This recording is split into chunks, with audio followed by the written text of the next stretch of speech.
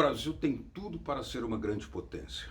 Por isso desperta grandes interesses internacionais, de estadistas amigos e adversários, bem como da população de todo o mundo. Que fatores impedem que o Brasil desenvolva toda a sua potencialidade, transformando-se em presa fácil de um sistema de rapina internacional sobre o seu petróleo, sua magnífica riqueza mineral, seu significativo desenvolvimento industrial, que jamais alcança a plena independência?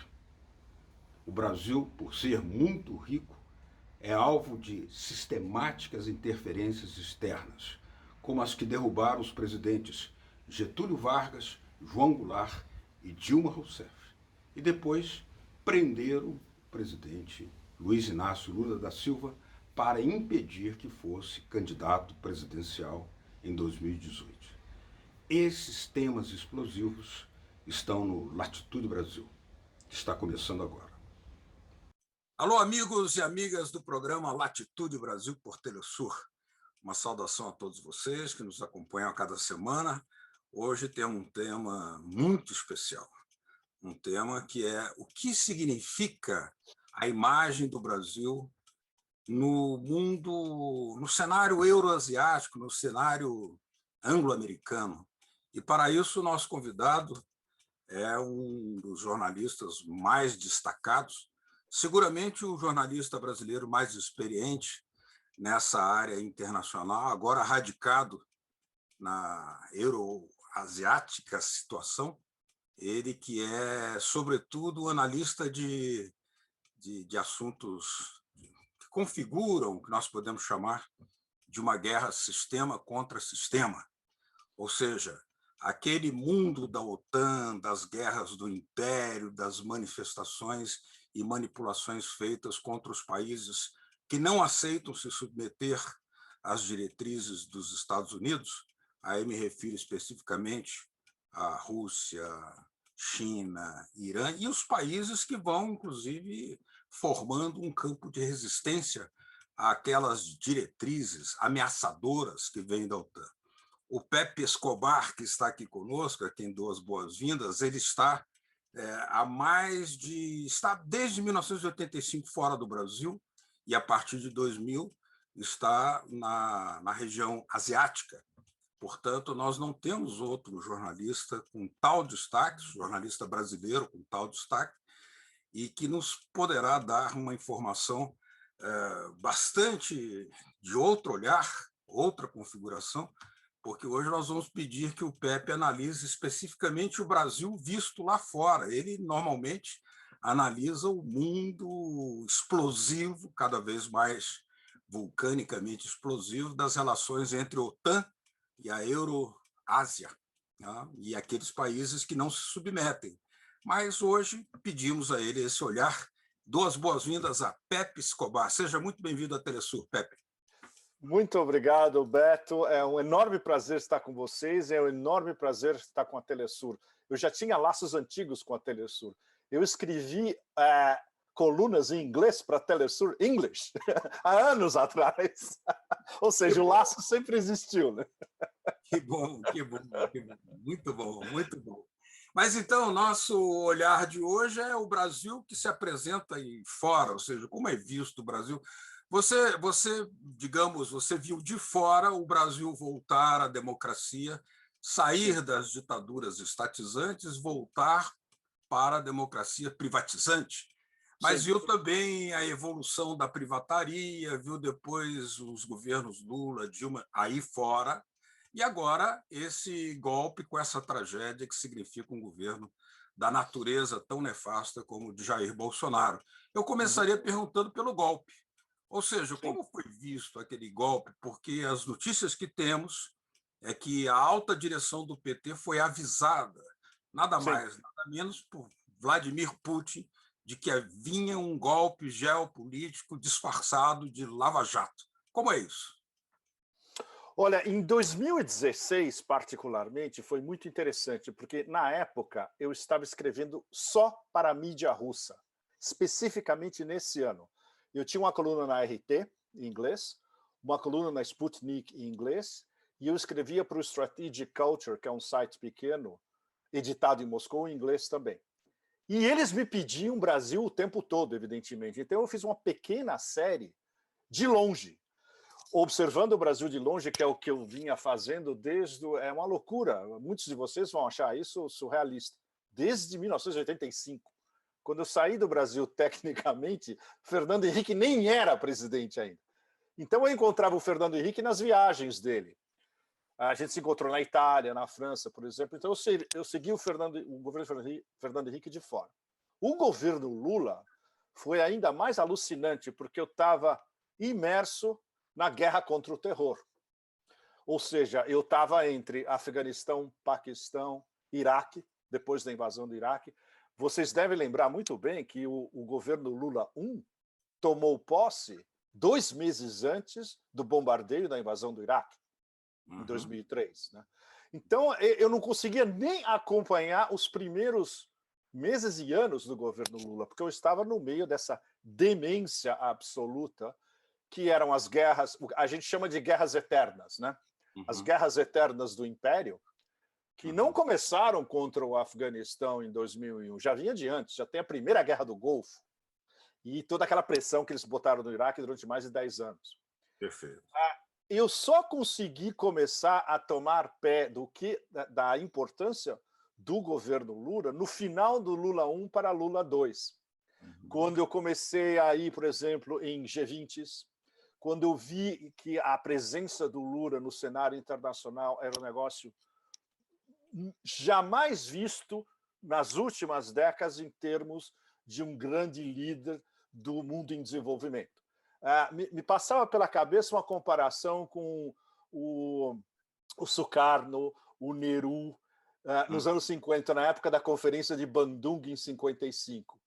Falei, pois é. O Lula ele é Bandung 55 turbo, né? Porque a influência dele, não só na América Latina e na África, mas em diversos pontos da Ásia, especialmente no Oriente Médio. Cada vez que eu ia ao Oriente Médio, eu era bombardeado de perguntas Lula. Seja onde for. No Iraque, então, nem se fala. O Lula é muito popular no Iraque, é algo que ele talvez nem saiba. Ele se negou a atender aquela pressão do Bush para que entrasse na guerra contra o Iraque. E disse que só fazia guerra contra a fome. Né? Exatamente. Então, bom, essa posição extremamente sólida do governo Lula na época criou, por incrível que pareça, respeito em Washington. Ou seja, isso daí não é um vassalo que vai se dobrar com qualquer paulada na cabeça. Então, o Lula era respeitadíssimo em Washington, até pelo círculo dos neocons, e em Wall Street também, porque ele tinha diálogo com os banqueiros internacionais. É uma coisa que eu conversei, por exemplo, com o Michael Hudson, o economista Michael Hudson, que é um dos maiores economistas do mundo e que segue o Brasil muito perto. O Michael me contou de encontros onde Lula era o personagem principal com banqueiros e ele era visto com admiração por todo mundo. E a despeito de diferenças ideológicas extremamente sérias, evidentemente. Então, no correr dos anos 2000, a primeira fase, passando para os 2010, eu lembro particularmente do G20 em Washington depois da eleição do Obama. Sim. Beto, você deve lembrar isso super bem, né? Foi no final de 2008. Eu estava lá porque eu estava cobrindo a campanha do Obama, a eleição, etc. E tal. Aí eu fui cobrir o G20 em Washington. O Lula foi a estrela desse G20. Tava o Sarkozy, que a conferência de imprensa do Sarkozy, todos nós estávamos rindo das besteiras que ele falava, e todo mundo me perguntando, e aí, nós queremos falar com o Lula. Então, isso dá uma ideia para vocês que até no centro, na matriz, no centro do poder, a grande figura do sul global, não é terceiro mundo, não é mundo em desenvolvimento, é do sul global que estava começando, engatinhando a se unir por vários mecanismos, incluindo os BRICS, por exemplo, era o Lula, que foi importantíssimo. E isso, por exemplo, eu vi do ponto de vista russo e chinês. Os diplomatas russos e chineses sempre falavam, olha, o Lula foi importantíssimo vendendo a ideia do BRICS muito mais amplo do que era no início, para o Hu Jintao, em Pequim, para a equipe do Hu Jintao. E, obviamente, os russos, o Lavrov já estava mais do que dentro da história. Medvedev, que adorava o Lula também. Putin, que sempre teve um enorme respeito pelo Lula. Ou seja, os dois principais dos BRICS, Rússia e China, estavam... quando o Brasil era importante, justamente, o que, do nosso ponto de vista, olhar isso agora, é quase como se fosse uma era, na era dos dinossauros, né? E foi apenas alguns anos atrás. O fato de que o Lula e a política externa brasileira era aglutinadora, com as grandes potências emergentes, Rússia e China, mas com todo o resto do sul global também, que olhava para a figura do Brasil como um condutor. Perfeito. Então, olhar isso do ponto de vista de um brasileiro mais... que é a minha área de trabalho, né? A minha área de trabalho é política externa americana, OTAN, e tudo na Eurásia, né? Turquia, Oriente Médio, e aí, Irã, Iraque, Afeganistão, Paquistão, Rússia, China, até Vladivostok. lá na extrema-direita. Que é o que eu tenho acompanhado há mais de 20 anos. Eu vim para a Ásia, para vocês terem uma ideia, muitos de vocês acho que nem tinham nascido. Eu vim morar na Ásia em 94. Eu estou aqui há 27 anos. E indo e voltando, né? Então, isso dá um ponto de vista único, realmente, especialmente para um latino-americano, né? Perfeito, perfeito. Agora, eu fico imaginando que, em razão dessa importância toda que esses grandes líderes percebiam sobre a conduta de Lula e do Brasil, evidentemente, quando perceberam que vinha um golpe, sobretudo a Rússia, não podia ficar sem deixar de alertar. Isso é uma informação muito importante, porque nós vimos aqui no Brasil, em algum momento, até a presidenta Dilma Rousseff disse que não houve ingerência externa. Isso é a própria Telesur. Sim. Mas parece que não é bem assim. Não, é mais complicado, Beto. É uma questão extremamente sensível. Mas, olha, a gente confirmou com a diplomacia russa que houve um telefonema pessoal do Putin em 2000, no começo do governo Dilma, na verdade, do Dilma II. E não era um telefonema alertando, dizendo que ia haver um golpe, não é isso. A diplomacia russa e o presidente Putin são extremamente sutis. Era dizendo, cuidado, eles estão com o Brasil na mira e é extremamente sério, segundo as nossas informações de inteligência. É uma operação de desestabilização que vai envolver uma guerra colorida, multi-etapas e multiníveis, muito mais sofisticada, porque o Brasil não é o Quirguistão, a Ucrânia. O Brasil era a caminho de ser a quinta maior potência econômica do planeta, um país extremamente complexo e um dos líderes do sul global. Ou seja, a revolução colorida no Brasil teria que ser bem mais sofisticada. E foi. Eu diria que cursos de relações internacionais no futuro, o caso Revolução Colorida Brasil vai ser um caso clássico de estudo, porque foi muito sofisticado em vários níveis, com várias agências envolvidas, CIA, FBI, Departamento de Justiça, em vários níveis, com diversos ativos brasileiros, quinta coluna, trabalhando para eles, e sem violência. O que isso é que foi extraordinário. Eles não precisaram de um tanque na rua ou daquela maluca da Victoria Nuland, do Departamento do Estado, distribuindo biscoitinhos no Maidan antes de ter aquele tiroteio, fogo cruzado. Não, no Brasil foi sem disparar um tiro de metralhadora. E eles conseguiram organizar um golpe interno com todas as facções da, digamos, classe dominante ou autodenominada classe dominante brasileira, juristocracia, Congresso, mídia, todo mundo. Foi relativamente fácil, tendo em vista a complexidade do país, o que é uma coisa que todos nós, até hoje, nos perguntamos, mas como foi tão fácil? Imagina, eu já ouvi isso de alguns dos melhores analistas russos em Moscou, mas como é que o Brasil caiu tão fácil? Ninguém tem uma resposta sobre isso. E vocês no Brasil, os melhores analistas brasileiros, eu acho difícil que vocês tenham uma resposta em todos os livros de por que foi tão fácil. Né? É claro que o olhar deve partir sempre desse contexto anglo-americano e também dessa contenda, né, de uma luta sistema contra sistema, porque o Brasil pende para a aliança com um dos lados. Embora não rompa nunca com os Estados Unidos, ele é um membro dos BRICS. Aliás, por incapacidade desse governo, por exemplo, não sabe nem tirar bom proveito da vantagem comparativa de ser membro dos BRICS para, por exemplo, conseguir vacinas, e aqui estamos tendo uma mortandade calamitosa. Né? Exato, e você tocou no ponto-chave que está acontecendo agora, enquanto a gente está conversando, né, Beto? Essa proibição da Sputnik no Brasil, que é um fenômeno absolutamente geopolítico. Na verdade, se a gente tivesse que definir com uma manchete de 5 palavras, Império proíbe Brasil de usar Sputnik. Essa é a manchete. Essa é a manchete. Essa é a manchete. E aí você declina as variáveis embutidas na história, que é a pressão da Big Pharma americana, a pressão seja quem for em Washington, o Deep State, o Estado profundo americano que quer manter o Brasil na rédea, seja quem for.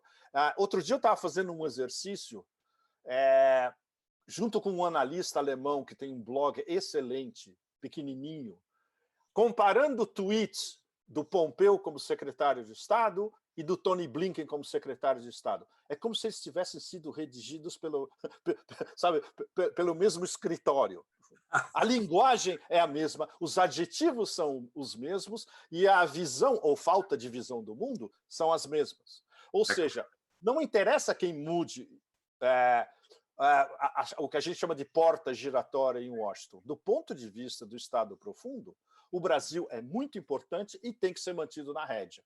Bom, e é o que explica o caso Sputnik agora. Exatamente. Vamos fazer aqui uma pequena pausa, Pepe? Sim, tudo bem. Já nós voltamos conversando com Pepe Escobar, analista brasileiro que desde 94 está na Eurásia.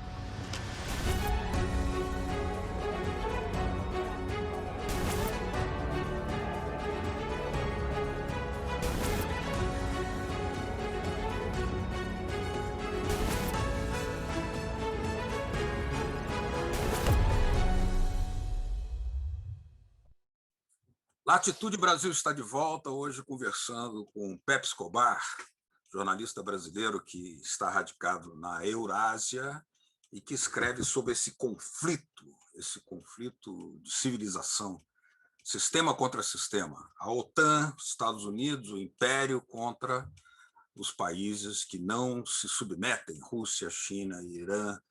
E aí, qual é o olhar que surge para o Brasil? Qual é a imagem do Brasil que lá se apresenta? Ele que tem 6 livros publicados nos Estados Unidos e que está atualmente como analista do Asia Times, que é um jornal daquela região importantíssimo.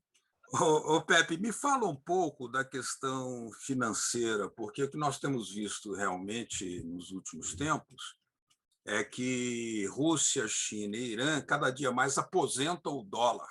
Isso é explosivo. Absolutamente. E o Lula, numa de suas declarações, tinha dito, inclusive voltou a repetir isso recentemente, que havia proposto a criação de uma moeda própria dos BRICS e uma visão estratégica com a Rússia e com a China. Sim. Como é que o Brasil poderia atuar nisso? Bom, A gente teria que ter o Lula de volta ao poder, né? Porque o X da questão, Beto, é esse. O principal incentivador nas discussões inter-BRICS nos anos 2000, especialmente com o Hu Jintao e o Medvedev e as equipes, é isso.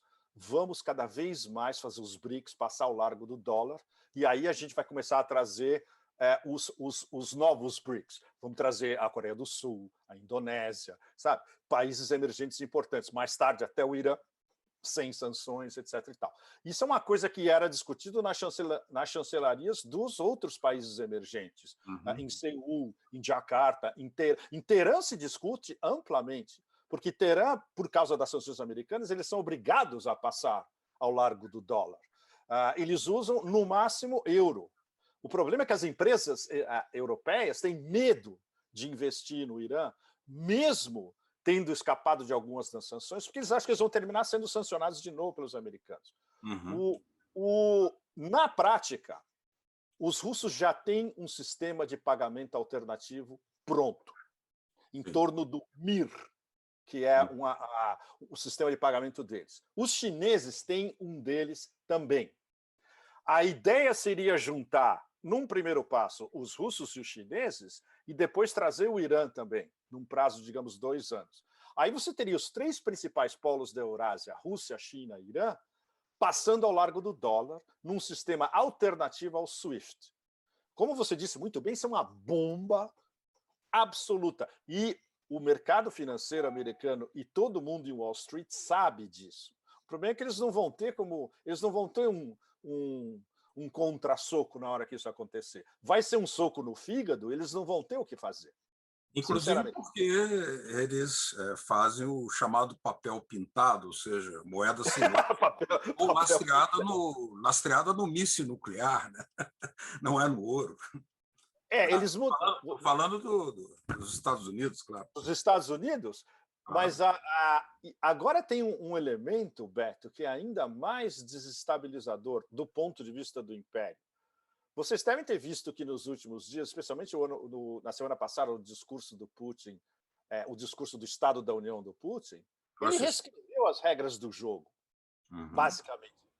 Ou seja, o avanço militar e hipersônico dos russos em relação aos americanos é tão grande que eles agora podem publicamente, para o sul global inteiro, dizer é o seguinte: ou vocês nos tratam de igual para igual, ou a gente nem liga o que vocês estão falando, e se vocês tentarem alguma aventura, olha o que está esperando vocês. Aí vem a lista, e traçou, inclusive, a linha vermelha, dizendo, a linha vermelha.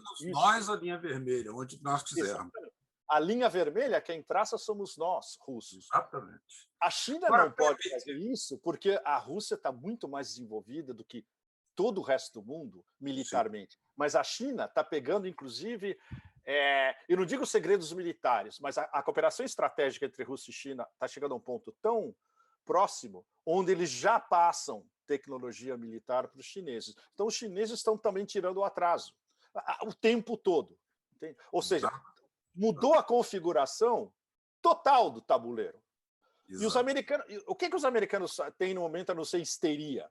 Que, na verdade, essas sanções uma atrás da outra não é uma política externa, é uma reação de criança, né? Histérica, que fica gritando e chorando. Será que por serem temas tão pontiagudos, né, que você analisa de forma independente, com jornalismo em inglês, nesse mundo anglo-americano, será por isso que você foi censurado no Facebook?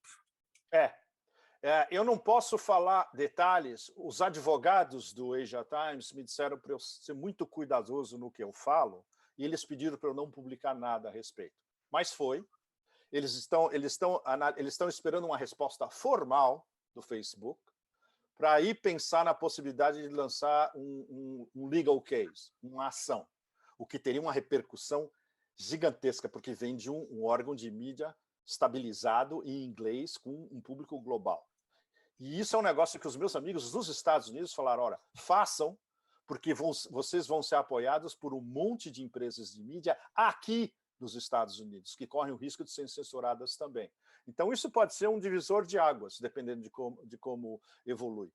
O que aconteceu comigo aconteceu com muitos outros independentes. Eu sou apenas um caso entre vários independentes. Mas eles estão caindo em cima de nós todos, que fazemos jornalismo independente em inglês na internet, e eles perceberam, o público aumenta o tempo todo e a nossa credibilidade é alta.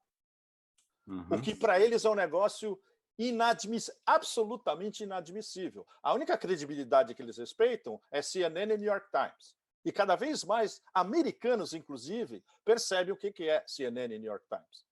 Mas eu queria que você nos desse uma última palavra. Assim, finalmente caiu a ficha, inclusive de alguns setores da esquerda no Brasil, de que a Lava Jato é uma operação geopolítica gestada nos Estados Unidos. Sim. O que você comenta sobre isso? Bom, isso é algo que muitos de nós já víamos antes de 2016. Na verdade, quem estava acompanhando a Wikileaks desde o começo dos anos 2010 já sabia disso. Quem estava conversando, por exemplo, com a diplomacia russa, os russos já estavam plenamente a par disso. O que me espanta e o que nos espanta, nós que analisamos de fora, é como o governo da presidente Dilma não percebeu a gravidade do problema. Sinceramente, eu gostaria de ter uma resposta direta da presidente Dilma, que eu tenho um enorme apreço por ela. Eu já perguntei isso. E a resposta dela foi relativamente evasiva, não foi taxativa como deveria ser. E isso é um problema enorme para as próprias chancelarias russas e chinesas, etc. Eles querem o Brasil de volta.